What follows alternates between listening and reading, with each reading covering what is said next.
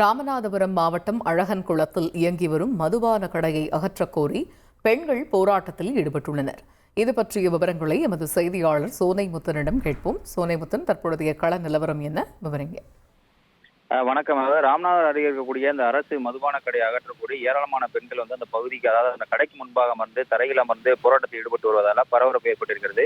ராமநாதபுரம் அடுத்த அழகன்குளம் நாடார் வளர்ச்சி இயங்கி வரும் அரசு மதுபான கடையால் அந்த பகுதியில் இருக்கக்கூடிய பொதுமக்கள் மற்றும் பள்ளி குழந்தைகள், கோயிலுக்கு வரக்கூடிய பக்தர்கள் என அனைவரும் பாதிக்கப்பட்டு இருப்பதாகவும், இதற்காக ஏற்கனவே பல முறை 10 ஆண்டுகளாக அந்த கடையை அகற்றக்கோரி போராட்டத்தில் ஈடுபட்டு வருவதாகவும், அதிகாரிகள் வாக்குறுதி அளித்தும் இதுவரை அந்த மதுபான கடையை அகற்றுவது குறித்து எந்த ஒரு நடவடிக்கை எடுக்காதனால அந்த பகுதியைச் சேர்ந்த 100க்கும் மேற்பட்ட பெண்கள் மற்றும் அந்த உமன் இந்தியா மூவ்மெண்ட் உடைய அமைப்புடைய பெண்கள் உட்பட 100க்கும் மேற்பட்டவர் அந்த கடைக்கு எதிராக இருக்கக்கூடிய தரையில் அமர்ந்து தரையில் படுத்தும் இந்த போராட்டத்தில் ஈடுபட்டு வராங்க.